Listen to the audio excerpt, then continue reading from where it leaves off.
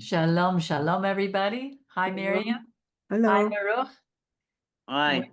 And everyone watching, welcome to Torah is for Everyone. And tonight we're going to be we're going to be reading Tetze, which means when you go out. And it's long, but very, very exciting. It's almost exciting as my detective stories. No, I'm just kidding. All right, let's read together because it's so clear when you read the Torah that our people are destroyed for lack of knowledge. If we only read it and read it, not even as scholars, because you can look a lot of things up today. It's very easy with artificial intelligence. You question something, there's all kinds of opinions out there, and then you look for yourself at the opinion that you want that feels right to you. And we all have the right to our opinions when it comes to the Torah. All right. Now, here we start with ki tetze. It says, when tetze goes out, when you exit, lemilchama, to go to war, or al oivecha, against our enemies, our God is giving them into our hands. And when you take some of them captive, and you see among the captives, it says, Eshet Yafet To'ar, a woman, a beautiful form, and you desire her and would take her into your household as your wife. Now he's talking to men now, and men see with their eyes. They love a beautiful woman. Right, Baruch? All right. You shall bring her into your household, into your house, trim her hair and pare her nails, and discard her captive's garb. So what we're seeing here is that the man who sees this gorgeous woman, and she's captive now because they've won the war and they take hostages. So she has to cut her hair. She has to cut her nails and discard the beautiful clothes that she's wearing. And she has to spend a month in your house, the house of the person who took her, mourning for her father and mother. Obviously, she's young. After that, you may come to her and become her husband. She shall be your wife. So, oh my goodness, excuse me. After after a whole month of not seeing her at her best, with her hair all done up and her nails and looking marvelous in her clothes, and she's been mourning for a month. So, oh my goodness, she's not the same woman. Then, if you no longer want her, you have to let her go. You must not sell her for money because you had your way with her, and you must not enslave her. She has been humbled.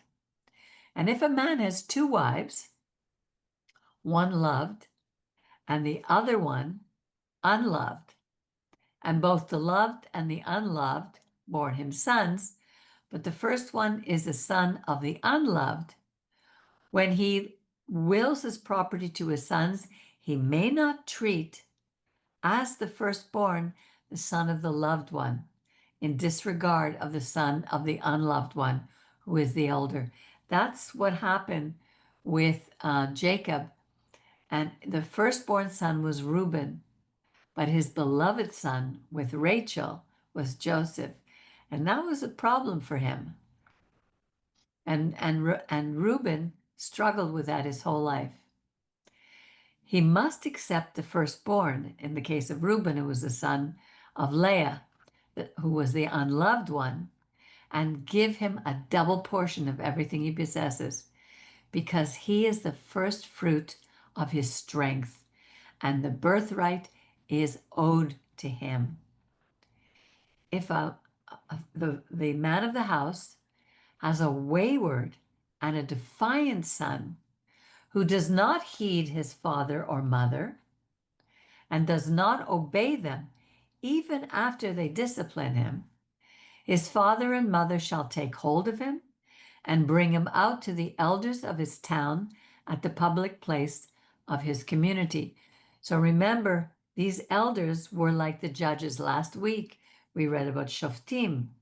And these elders were this whole system of elders who would judge fairly started back with Jethro, Yitro, when Moses was judging from morning to night. And here it's a continuation of that. We had several times in the Torah where we were to choose men to take care of 1,000, to take care of 100, to take care of 10. And these would be righteous leaders, people who feared God. And they shall say to the elders of his town, this son of ours is disloyal and defiant. He doesn't listen to us. He's a glutton and a drunkard. So the town's council shall stone him to death. Thus you shall sweep evil out of your midst. All Israel shall hear and be afraid. So here I wrote, it's Kol Anshe Ha'ir. This is the men of the city. Before we read, before we read that all those who accused someone, this was last week, if the person who accused someone, they would have had to participate in the stoning. Now, to tell you the truth, I'm not sure if it was last week, but I know we read it before. Yeah, we did just read it. Yeah, with two or three witnesses, and the one who stood up against the one who was accused had to be the first one to throw the first stone. And here it could include the parents, and this was to set the example for others, because the development of the nation of Israel would be the whole world would be watching, and our behavior needed to be different than the pagan nations. I guess we read this. I mean, I remember one year when we read it, and Rabbi Percy was talking about it. I think it was him because it seems like so unbelievably hard Cruel. to follow and cruel. Like, how do you, it's your own son, how do you go out and, so first of all, it had to be something I imagine really terrible. Yeah, But other than that, he said something like, the rabbis say there are no records of that having taken place, like that somebody had actually did that. right. So I don't know what to say about this. When other people ask me about this passage or family or whoever, all I can say is what you just said. We were being formed for a very special purpose as a nation. Right. Um, but it's a very hard thing to. There's a lot of hard things in the Torah unless you understand the context, unless you understand um, it has to be taken all together. You can't take one sentence out and just define God in that way, because this had to have been going on a long time. You know, when you look at it, it didn't happen overnight. And here it says he's a glutton and a drunkard. It had to be really bad for it to get Yeah, this way. yeah, And we know that God was forming Israel here. So it's not an easy thing to hear, but God has his reasons. right, And we have to, and it says all Israel will hear and be afraid. So God wants us to fall in line with his teachings for our protection, for our protection. right. He is for us. It's not an easy thing for people who don't believe in God and don't are not interested in following the Torah. You can't really explain it to anybody. No, not really. So if any party is guilty of a capital offense and is put to death, and you impale the body on a stake, you must not let the corpse remain on the stake overnight, but bury it in the same day. For an impaled body is an affront to God.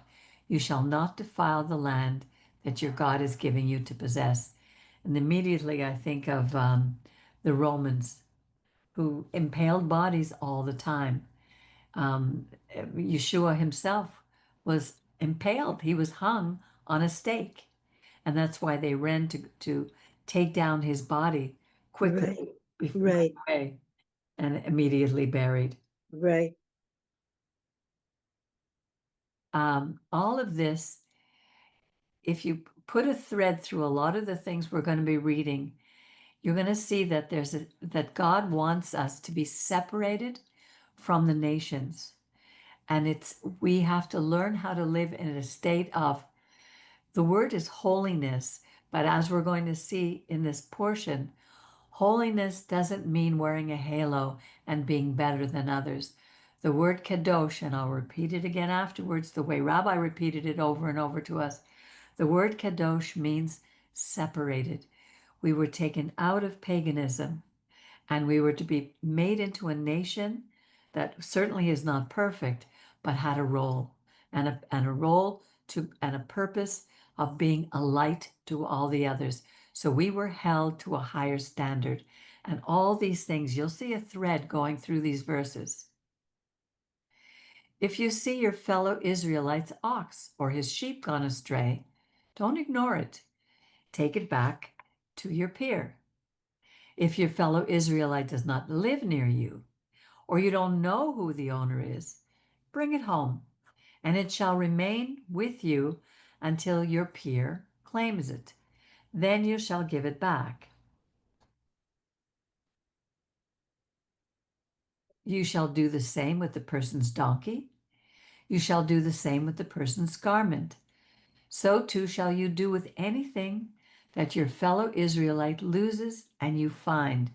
You must not remain indifferent.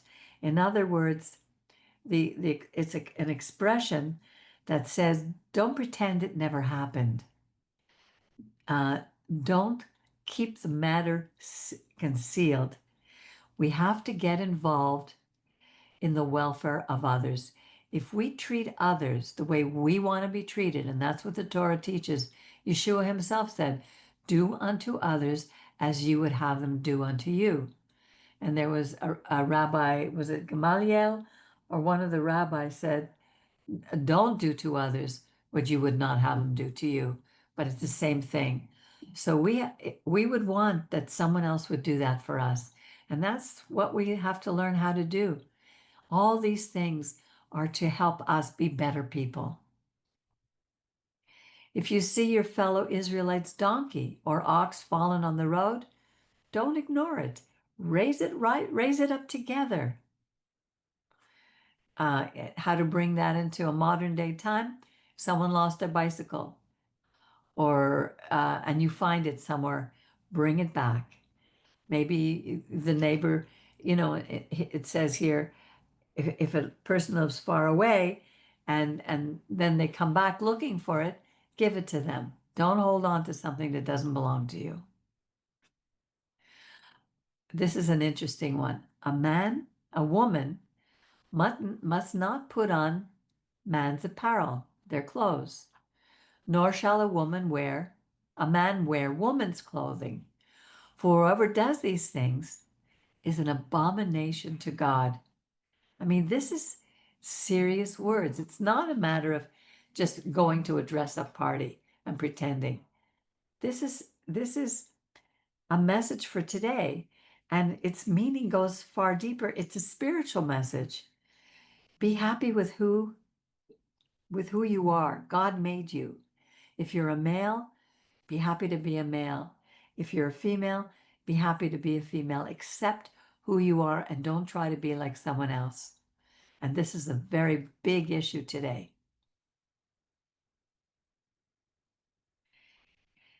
If along the road, Sorry, as you say, it's a deeper issue, it's a spiritual issue. Um, because obviously it has to be in the modern context. Today, if you see Scotsmen in kilts, right, those are not skirts, and people understand what the difference is. It's not so literal, like you could see some women wearing pants, or as I said, men wearing kilts, but it's the idea to show that there is a difference between being a man and a woman. It's right, not interchangeable. right. I mean, in the days of the scriptures, men would wear these robes, Right. so that's not a female thing. It has to be taken in the context of what it means. Right. Okay, if along the road you happen upon a bird's nest in any tree or on the ground with little chicks or eggs, and the mother sitting over her chicks or on the eggs, don't take the mother together with her young. Let the mother go, let her fly off, and then if you want to take the young in order that you may fare well and have a long life. Here he's teaching us compassion for even the smallest of creatures.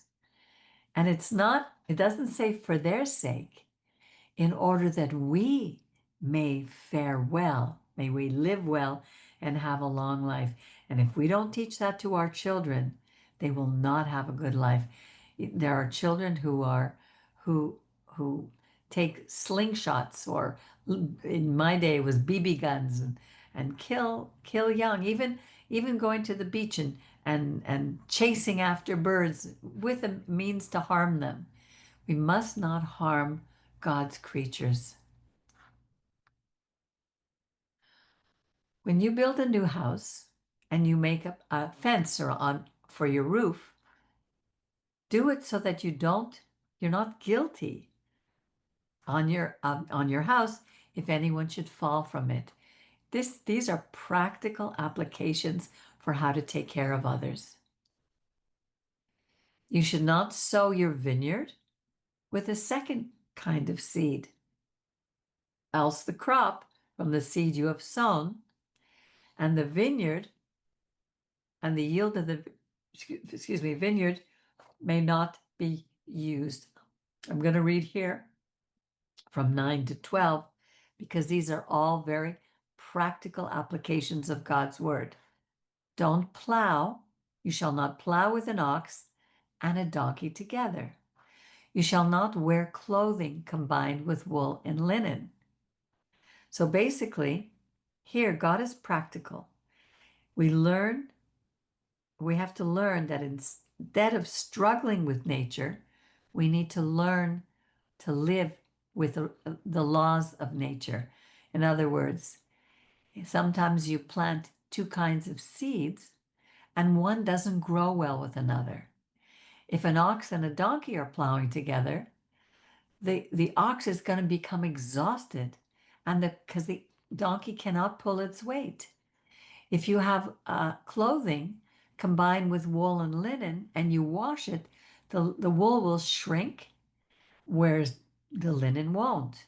So your whole outfit is going to be totally ruined. These are practical things for our lives. It's like I'm right now, um, I'm making my own yogurt from probiotic strains that have disappeared from our microbiome because of man's tampering with nature.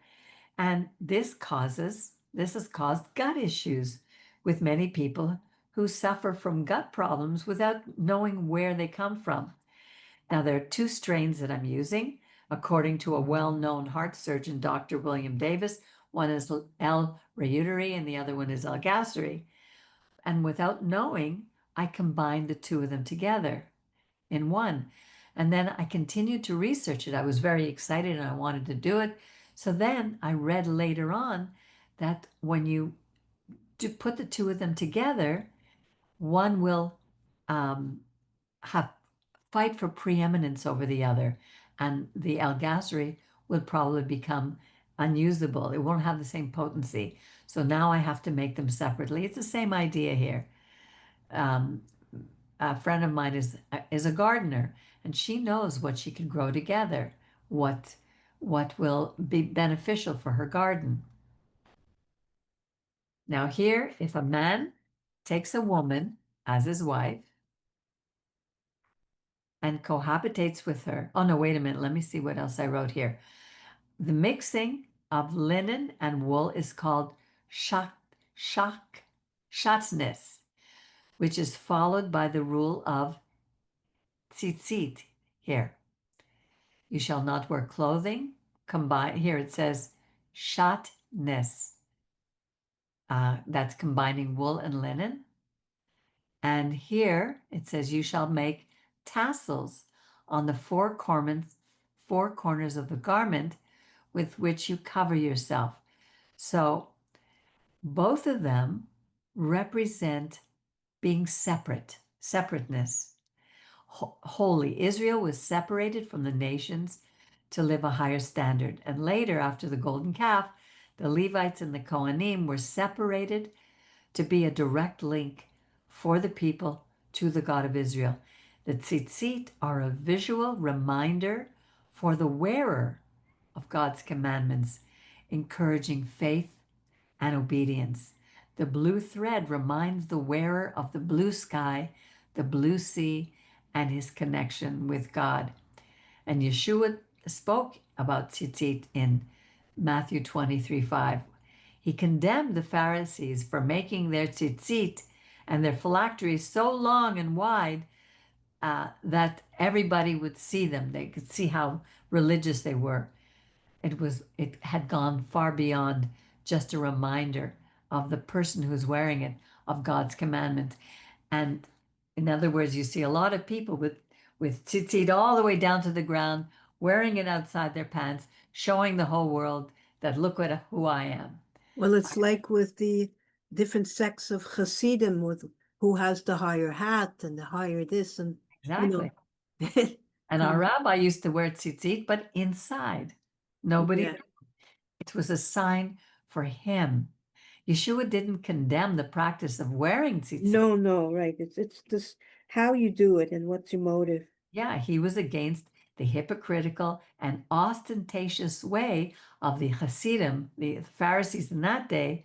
They used to draw attention to themselves, and it's the same thing today. We have to be careful why we do things. They all have to have a meaning for us. Now, if a man takes a woman and cohabitates with her, and then he takes an aversion with her to her, and he makes up charges against her and defames her, saying, "This is the woman I took as my wife, but when I approached her, I found she wasn't a virgin." So here he's making up these stories just to defame her because he doesn't like her anymore. In that case, the girl's father and mother shall produce evidence of the girl's virginity before the judges or the elders of the town at the gate. And the girl's father shall say to the elders, "To this party I gave my own daughter as a wife, but he doesn't like her anymore. He's taken an aversion to her. So he made up charges saying, 'I did not find your daughter a virgin, but here is the evidence of my daughter's virginity.' And they spread out the cloth before the elders of the town. The elders of that town shall then take that party and flog him, and they shall fine him 100 shekels of silver and give it to the girl's father. For that man has defamed a virgin in Israel. Moreover, she shall remain his wife, and he shall never have the right to divorce her." To tell you the truth, I feel sorry for the girl. But if the charge proves true, and the girl was found not to have been a virgin, then the girl shall be brought out to the entrance of her father's house, and the town council, here it says, it doesn't say town council, it says the men who were judging at the gate shall stone her to death, for she did a shameful thing in Israel. Let me see. Committing fornication while under her father's authority. Thus you shall sweep away evil from your midst. If a man is found lying with another woman, another man's wife, both of them, the man and the woman with whom he lay, shall die. Thus you shall sweep evil away from Israel. In the case of a virgin who is engaged to someone, if another man comes upon her in town and lies with her, you shall take the two of them out to the gate of that town and stone them to death. The girl, because she didn't cry for help in the town, and the man, because he violated his neighbor's wife. Thus you shall sweep evil from your midst. So you see, it wasn't just the girl, it was also both of them. But if the man comes upon the engaged girl in the open country, and the man lies with her by force, only the party who lay with her shall die, and you shall do nothing to the girl. The girl shall not incur the death penalty, for this case is like that of one party attacking and murdering another. He came upon her in the open. Though the engaged girl cried for help, there was no one to save her. If a man comes upon a virgin who is not engaged, and he seizes her and lies with her, and they are discovered, the party who lay with her shall pay the girl's father 50 shekels of silver. She shall be his wife. Because he violated her, he can never have the right to divorce her. So, with these verses, I was asking myself, why was virginity so important in the Torah? Now, verse 23 ends with, "You shall sweep evil from your midst." It was a sign of family honor, economic stability, and purity that ensured a proper marriage within the community. Again, it denotes separateness, holiness from the pagan rituals where sexual activity was part of their holy rituals. Temple prostitutes, we'll see this a little later in the same parasha. And joining physically with a mate was a spiritual connection which could bring life into the world. And there's so much in this. It's more because as I read it and I was thinking, in the case of a virgin who is engaged to someone, if another man comes upon her in town and lies with her, you shall take the two of them out of the gate of that town and stone them to death. The girl, so here, the one I thought about was a story about Yeshua and Miriam. The two of them, remember, Miriam got pregnant and she was engaged to not, not Yeshua, Joseph. Joseph and Miriam. You got to correct me, Miriam. All right. Yeah, you're right. When Miriam became pregnant, he wanted to send her away because he was afraid that she would be killed. But here in the Torah, it seems strange to me because he should have known that the two of them were going to be taken to that gate and stoned to death. Maybe he was also afraid for himself, which is why he didn't want anyone to know that she was pregnant. And this way you will sweep evil from your midst. But they were betrothed. That's what it says here. In case of a virgin who was engaged, Oh, right. Yeah, here it says if another man, but they didn't know who it was. So they would have stoned her to death. right, And I guess he wasn't admitting right. what had happened. And, they make it seem like Joseph was an old man, but nowhere does it say that. And she was a virgin. Here, what does it say here? Betula. She was an Alma, actually. In this case, it was a Betula. A Betula is a woman of any age, like Sarah was a Betula, Right. because she was old when she became, her womb was never open. There are three different words for virgin. You have Alma, Betula, and you have Na'ara, and all have a little bit of a different application. And we can get into that whole story of what happened with her, but that's for another day. Okay, let's continue. Lo yakach ish, a man shall not take his father's former wife as his own wife, so as to remove his father's garment, which is making claim to his father's possessions. The person who came to my mind when I read this, can you think of who did that, Miriam? I'm trying. Oh, was that in the Noah, the No, beginning? no. The one, well, maybe that's something else. No, It also had to take. nothing to do with the I'm former trying to wife. see. his father's former wife as his own wife. Well, in this case, it wasn't his former wife. Jacob had four women, four wives, remember? And Reuben slept with um, what's her name? Jake? Oh, right, right, Bilhah. right, Bilhah, right, right, which is why he lost the right of firstborn. right, And here he's going against this because it was a sign of claiming, taking back what he believed to be his inheritance. He was overlooked by his father. And here it was like a saying this was like a power play in Reuben's right, mind. No man whose testes are crushed or whose member is cut off shall be admitted into the kahal. The kahal Israel. Actually, it says the kahal Yud He Vav He, the assembly of God. And this in particular, I looked it up to see what was meant by this. This refers to eunuchs.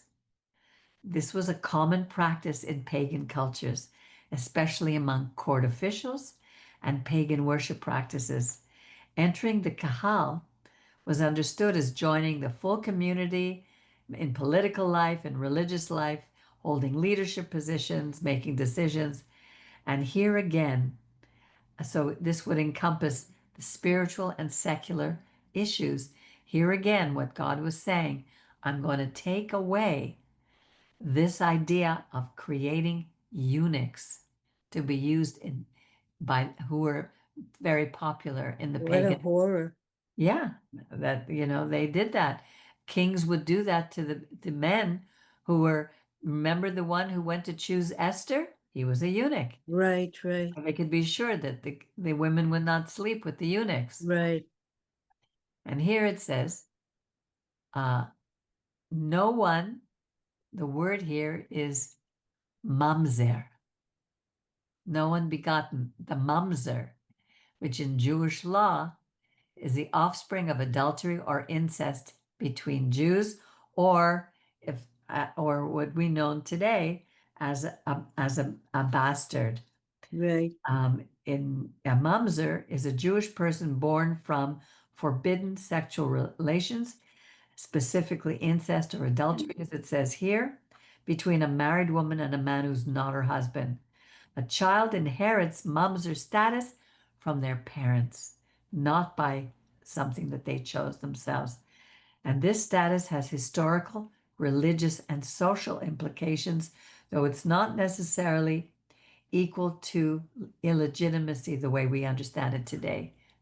So it says, no one, no mamzer shall be admitted into the congregation of God, no descendant of such, even in the 10th generation, shall be admitted in the congregation of God. And then here it says, no Ammonite or Moabite shall be admitted into the congregation of God. No descendants, even in the 10th generation, shall ever be admitted into. So we had to deal with what do we say in 1 Kings 11, verses 1 to 2, King Solomon married these women and he married Moabites, Ammonites, every ite that was out there. He had 700 wives and 300 concubines. And here we know that Ruth was a Moabite right. and she ended up marrying Boaz. Okay. So it's here it says, okay, none of them, they shouldn't be allowed into the congregation. And yet here you just mentioned Ruth, who's the mother of Yeshua, Great, David. the great grandmother of King I David. mean the great grandmother, right? Because it's not only spiritually, we have to separate ourselves again from um, but remember, Ruth had a different heart. She came to our God. But here it says, because they did not meet you with food or water on your journey. Again, it was practical. You get what you give. And because they hired Balaam, son of Beor, from Betor to curse you.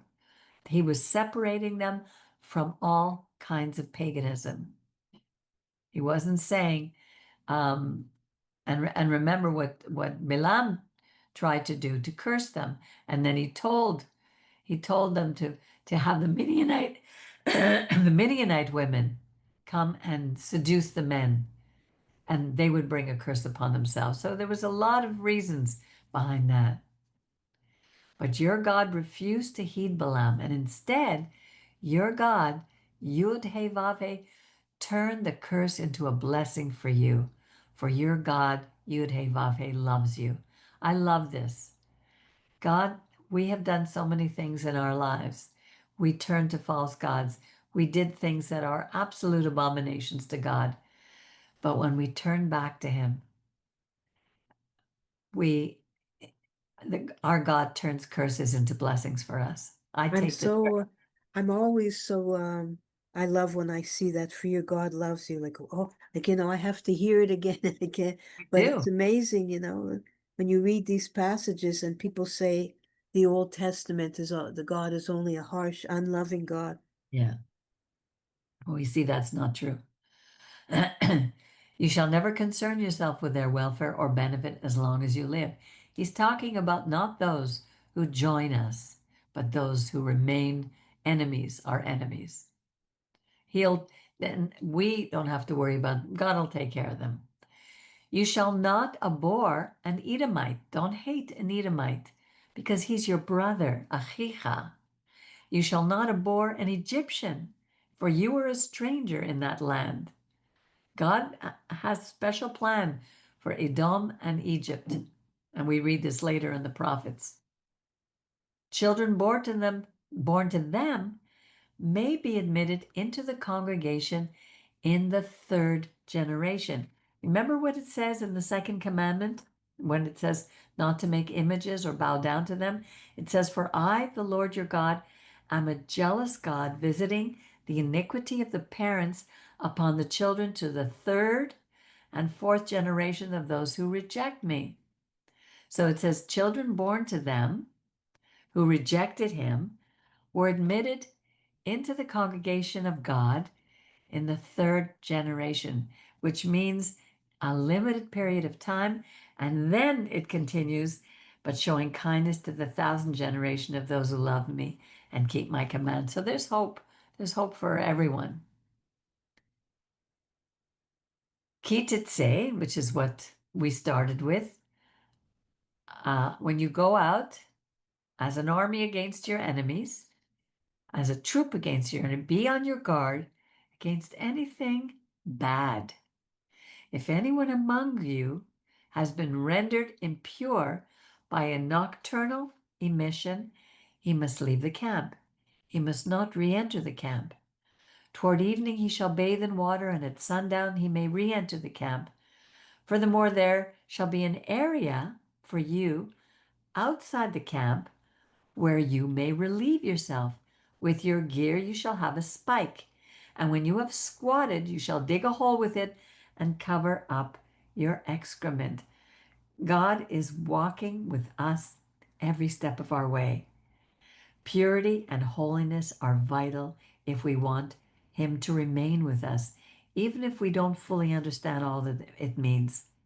These are direct opposition to pagan rituals, which often included very vile and filthy practices, even using excrement. It's just absolutely horrible. And not only that, we were given a way of keeping our camp clean. We built the first toilets. And the purpose of these purity laws is one, since your God moves about in your camp to protect you, to deliver your enemies to you. So let your camp be holy, pure, clean, separate from pagan ways. Let God not find anything unseemly among you and turn away from you. And this we can relate to in our own lives. We can look at our home, our household, our being. God is moving in our lives to protect us and deliver us from our enemies. We need to keep this camp, our bodies, separate from the world. We're going to fail. There's no doubt about it. We're going to be tempted, but we have to continually examine ourselves, especially now before the high holidays. In the Jewish community now, they're going through the days of called slichot, where they're searching, asking for forgiveness. And we need to do that too. Now, these next verses, oh yeah, and also I wrote, God taught us how to take precautions to maintain our own health.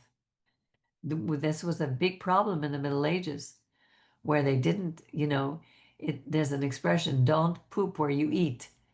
And this is very true. There's some cultures that do that. They don't know why they get so sick. And God is showing that. Now, these next verses, 17 and 18, 16 and 17, I think it's 18. No, 16 and 17 have to do with slavery. Excuse me. You shall not turn over to the master a slave who seeks refuge with you from that master. Such individuals shall live with you in any place that they may choose among the settlements in your midst, wherever they please. You must not ill treat them. So, in other words, if a slave was being mistreated by their master, they could run away and seek refuge with another master. And the new one they needed to treat them with fairness. So, having slaves was a natural way of life in those days. And God, like everything else, was not immediately wrenching us away because it would have been impossible in those days. There were too many slaves. But He was showing them a better way. If you're going to have slaves, treat them well. Have compassion. He's not doesn't only speak about having compassion on the animals, but on slaves who had less rights. People, we were constantly told, take care of the widow, take care of the orphan, take care of the poor, take care of the slave, take care of those who couldn't take care of themselves. That's justice we must pursue. Verse 18. No Israelite woman shall be a prostitute, nor shall any Israelite man be a prostitute. And again, look at the word here, kadisha, and for the man, kadesh. That word comes from the root kadosh, holy. And holiness has nothing to do with, again, wearing a halo on our head and being better than anyone else. It had to do with being separated to something. The Israelite women were not to be like the pagan women of the day who became temple prostitutes. They used their sexuality as part of religious rituals. And the same with Israelite men who would sleep with anyone, even another man. And in the New Age or in Hinduism, they call it the Kundalini energy. But these are all pagan rituals, and we were to be separated, kadosh, taken away from that. This one made me a little sad when I read it. You shall not bring the fee of a prostitute or the pay of a dog, kelev. In those days, a male prostitute was called a kelev. Oh no. Yeah, I know. So don't bring them into the house of your God in fulfillment of any vow. Don't bring money earned by prostitution into the house of God, for both are an abomination to God. You shall not deduct interest from loans to your fellow Israelites, whether in money or food or anything else that can be deducted as interest. But you may deduct interest from loans to foreigners. Now, the word for foreigner is not the same as ger, which is the stranger who lives among us, who is chosen to join our people, who wants to be under the God of Israel, like Ruth, like Caleb. These were people who wanted to be with our God. Foreigners were not interested. So we had to take care of our own family first. And it doesn't say, notice that it says they could still lend money. You could lend money to your fellow Israelites. You don't have to give them. They still had a responsibility, but not to charge interest to them. Do not deduct interest from loans to your fellow Israelites, so that your God, Yud-Heh-Vaveh, may bless you in all your undertakings in the land that you are about to enter and possess. If someone's in trouble who's like your brother, part of your people, help them in the best way that's good for them. It's not always good to give. Sometimes you have to lend. When you make a vow to your God, do not put off fulfilling it, for your God will require it of you, and you will have incurred guilt, whereas you incur no guilt if you refrain from vowing. And Yeshua spoke about this. Yeshua taught us in Matthew 5 not to make vows, but let your yes be yes and your no be no. And he says anything other than this is from evil. He was always taking us back to the Torah. You must fulfill what has crossed your lips and perform what you have voluntarily vowed to your God, having made the promise with your own mouth. This is so important for us. And it's one of the easiest things for us to do in the moment. We would vow all kinds of things. But if we don't perform what we vowed, there are consequences for that. And it goes right from the time when we're raising our children. If we say that we're going to do something, and let me tell you, I've paid for this over and over. Sometimes I've promised to do something and I haven't been able to do it. And let me tell you, it just that people lose trust in you. Yeah, and your name becomes a person who has no value. Your word doesn't mean anything. I know my father-in-law was like that. He would shake hands in business, and his word was his bond. I remember our rabbi would tell us his father was like that too. Our word needs to be our bond. Otherwise, don't say it. This is really important as somebody who wants to be a follower of God. When you enter a Israelite's vineyard, you may eat as many grapes as you want until you're full, but you must not put any in your vessel. When you enter a fellow Israelite's field or standing grain, you may pluck ears with your hands, but you must not put a sickle to your neighbor's grain. So here basically what it's saying, listen, we're told we need to share from our bounty. Remember, Ruth went to, what was the word? She would glean. The gleaners would go to the edges of the fields and take, they were allowed to take, but don't fill up your bag. In her case, it was Boaz who gave her a full bag. She would glean what she could. In this case, her case was actually a little different because here she was bringing back for Naomi. But here it says, don't be a chazer. Go in and eat, and when you're full, don't grab any more. If they were going to give you, that's another story. But that would be stealing if they took more than they were allowed. Always justice. If a man takes a woman into his house to be his wife and becomes her husband, and she fails to please him because he finds something obnoxious about her, and he writes her a bill of divorcement and hands it to her and sends her away, she leaves his household and becomes the wife of another man. Then this latter man rejects her. Oh, she must be a real. Anyway, writes her a bill of divorce and hands it to her and sends her away from his household, or the man dies who had last taken her as his wife. The first husband who divorced her shall not take her into his household to become his wife again, because she has been defiled. She's lived with somebody else. For that would be an abhorrent thing to God. You must not bring sin upon the land that your God is giving you as a heritage. this this may be a hoax. There may be a good reason for it, but obviously, this is something that we need to follow.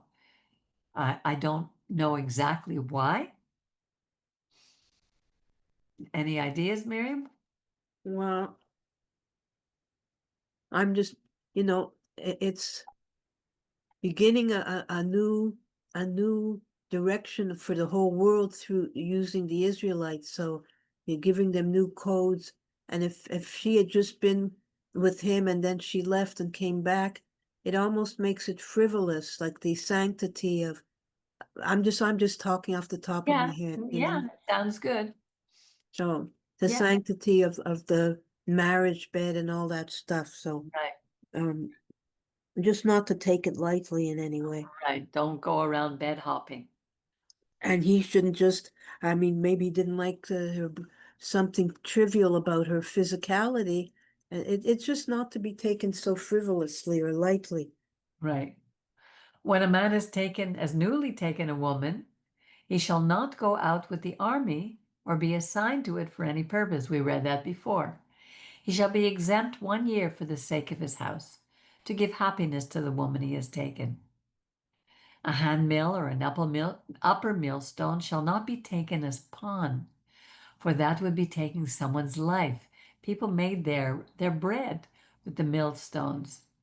And you don't take away the way of earning, either earning a living or feeding your family. If a party is found to have kidnapped and then enslaved or sold a fellow Israelite, that kidnapper shall die. That I fully agree with. Kidnapping, Me too. It's horrifying. well, look at the hostages still left Right, totally. in Gaza. Thus you shall sweep evil from your midst. You know, evil was to be always swept from our midst, which is something that Samuel told King Saul to do. And because he didn't do it, we ended up 500 years later with Haman, and now we're facing Hamas. We must sweep evil from our midst. And Israel is trying to do that now. And look at the way the world is coming down on them. In cases of skin infection, sa'arat, be most careful to do exactly as the Levites instruct us to do. Take care to do as I have commanded them. Even Yeshua told them, remember when there were 10 lepers who came to him to be healed, and he healed them all. And he told them, go to the temple, go to the Kohanim, and do exactly what's required. He followed Torah to the letter. And only one man did that, and he was, I think, a Samaritan, or he definitely wasn't an Israelite, a full native born. Take care to do exactly as I've commanded them. Because remember what God did to Miriam on the journey after you left Egypt. When you make a loan of any sort to your friend, you must not enter the house to seize the pledge. You must remain outside while the party to whom you made the loan brings the pledge out to you. And if that party is needy, you shall not go to sleep in that pledge. You must return the pledge at sundown, that its owner may sleep in the cloth and bless you. It will be to your merit before your God. Always justice. Don't go in and grab. Don't be a hazard. Remember, some people are having a rough time. Help them. You shall not abuse a needy or destitute laborer, whether a fellow Israelite or a ger, a stranger, in one of the communities of your land. How can they say, with all these beautiful laws, how can they say our God is not a God of compassion?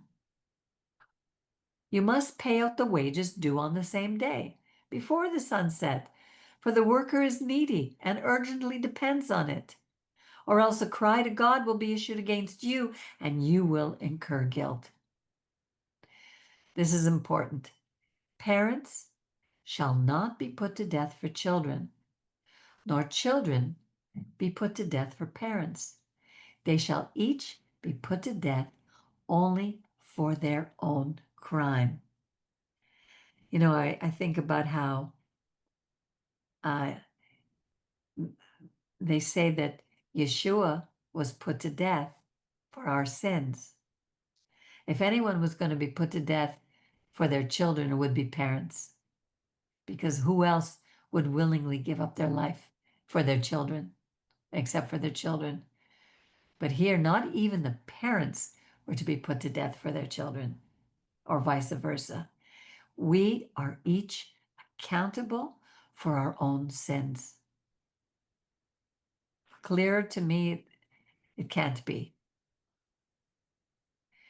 You must not subvert the rights of the ger, the stranger, or the orphan, or the widow. The Torah over and over, the whole Tanakh speaks about this: the widow, the orphan, and the stranger among us. We are to stand up for them, to speak up for them, to fight for them. Remember, we were slaves in Egypt, and that our God redeemed us from there. So that's why we have to observe these commandments. When you reap the harvest in your field and overlook a sheaf in the field, don't go back to get it. Let it go to the stranger, to the ger, to the orphan, to the widow, so that your God may bless you in all your undertakings. Share with them.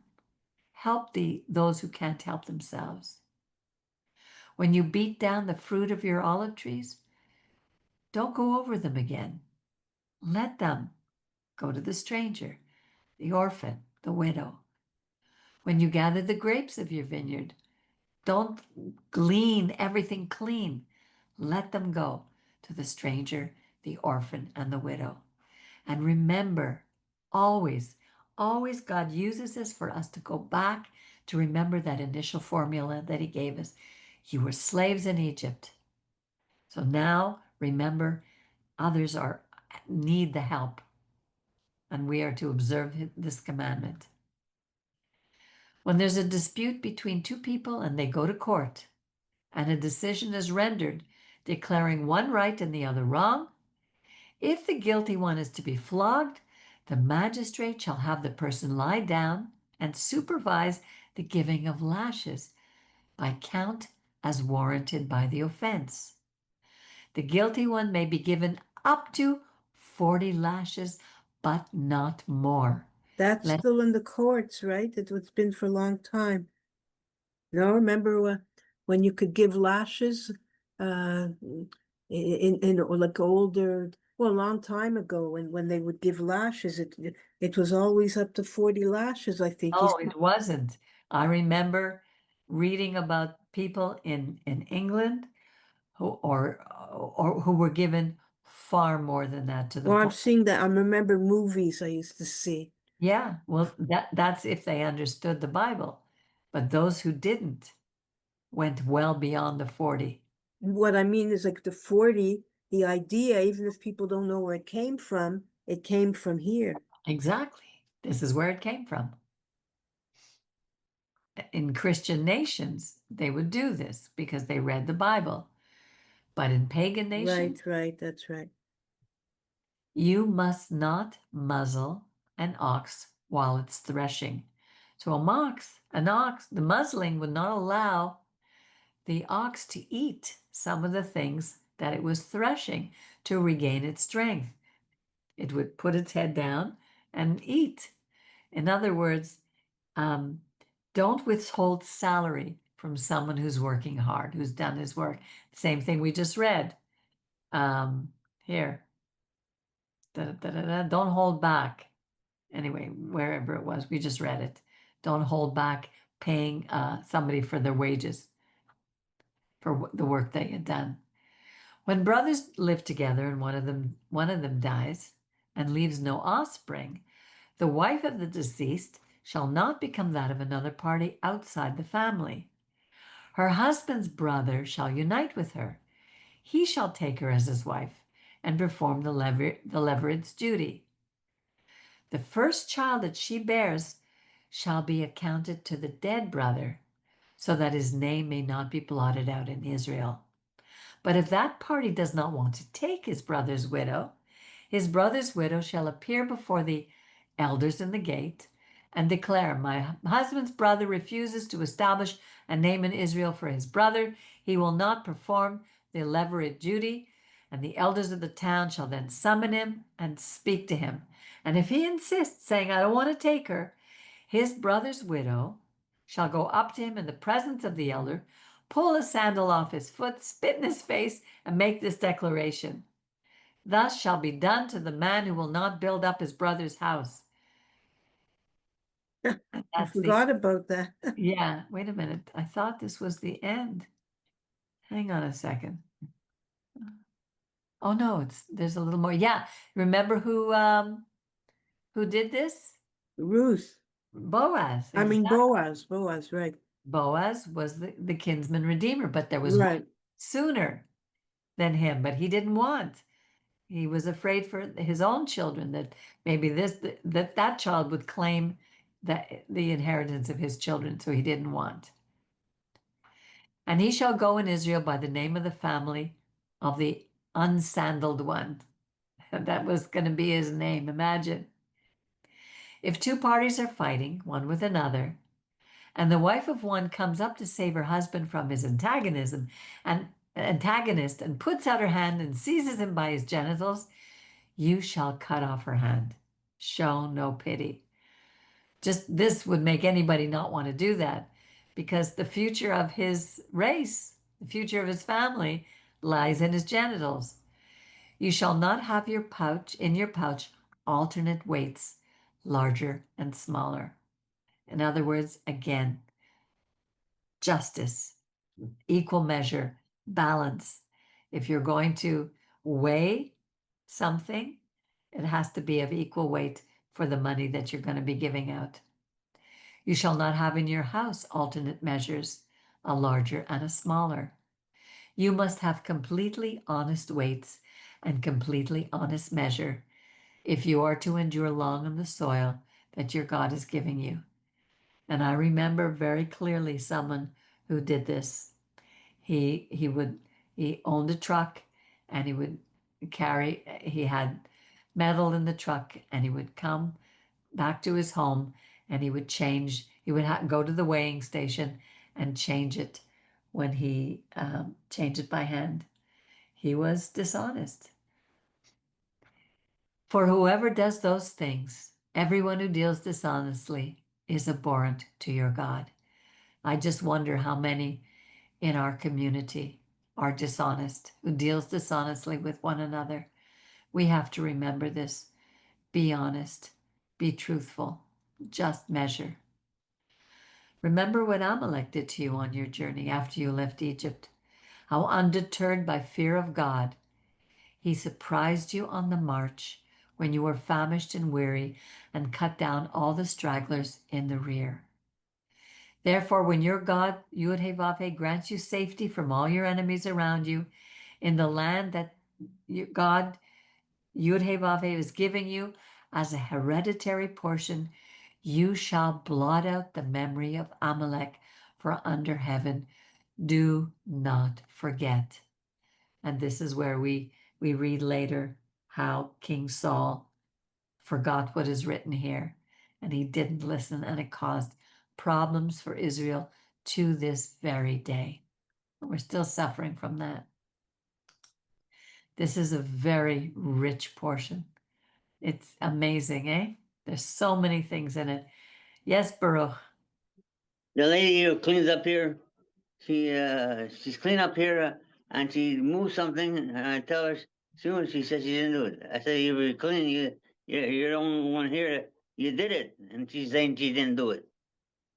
She's moving something. She says she didn't do it. She moved it. Like the wires from my exercise. Yeah. She put it over the thing, and I had it so it's not on the thing. And she put it on the thing, and she says, "Who else is there?" When I, you know. And she doesn't like to call my Hebrew name. She doesn't know, eh?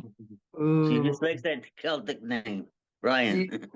She uses your Celtic name. It's Yeah. true. Brian is a Celtic name. And Baruch is a Hebrew blessing. Yeah. And my second name is the son of the right hand, Benjamin. Exactly. Look And at my you. last name is the place where you go pray. The synagogue. Exactly. So, And that's where you go. Baruch, you're a blessed man. yeah. Yeah, far more blessed than many people. Anyway, thank you for joining me. Is there any last comments that you have before we say goodbye? Just that, again, keep saying it, but God gave us the moral code for the whole world. Yeah. It's And so awesome. You know, you read in Greek myths about the golden rule, etc., which is also like that's a amazing thing. But this is it's true. yeah, The Ten Commandments, I know. the moral Was this codes. year a leap year? I don't know. I have no idea. Gotta check back on the February. Yeah, we have to check. And it Mhm. says that our I can check that. I'll let you know later, Brian. Our people are destroyed for lack of knowledge. Our people are suffering today because we do not have the Torah. We're not raised with it from the time we're children, taught these things. If we were, our lives would be so different. But one day we will have it and we will do that. Jerry, nice to see you. I hope you're well. Is your Hi, brother still in Jerry. the hospital? Can't hear you, You don't Jerry. visit his brother? Jerry, you're on mute. Sorry, honey. I can't hear you. Yeah, I had some information. He's improved now. Good. I'm glad to hear that. So what's his room number? I don't go, so I don't see him. He's in the Jewish General, Brian. Oh, he's not here. No. Oh, he's not there now. Thank you Okay. for visiting him. Maybe when he comes back, you can go visit him again. He's on the 7th floor, remember, with the other brother. Two other brothers. He has two brothers there. Yeah. The last name is what? Lipstein. Lipstein. Yeah. Okay. One is Harvey, right? And one is Marvin. Oh, So we'll say a prayer for them. May God okay. give them refuah shalema. May He protect them and take care of them as He watches over all of us. We thank you, God, for your word, and may we appropriate into our lives. And we ask that before these high holidays, Lord, that you would help us to search our hearts and to show us the things that we need to change within us. Oh yeah, I saw that we're not having this Zoom because of the Jewish holidays, I guess, for a month. Yes, well, I'll let you know the week before. Right, Yeah, during the holidays, we won't have them. right. We won't have this. But we have the thing on Saturday, no? Yeah, because Rosh Hashanah begins in the evening of the Tuesday. Yeah. Of course, we'll have a service on Saturday, and we'll have a Rosh Hashanah service. We'll have a Yom Kippur service. What we'll do for Sukkot, we'll wait and see. So in the meantime, I want to wish you all a wonderful rest of your week. It's a little too early to say Shabbat Shalom, but thank you. They make a sukkah on the balcony Everywhere. when you go out the backyard. They Sorry. make a sukkah on the balcony near Yeah, the you exercise always room. have a sukkah in the back there. It's beautiful. We look forward to going into your sukkah. And I'll be singing at Maimonides on the Sunday just before Rosh Hashanah or Yom Teruah. Anyway, good night, everybody. Thank you for, So Thank you'll be here you. this Friday. and for Night. those of you watching at home, I You'll hope be here Friday, this eh? is a blessing for you and that we can continue to do this to you. Yes, Brian, I'll see you on Friday, God willing. Have a Okay. wonderful evening. Bye, everybody. Bye. Bye. Thank Shalom. you. Bye.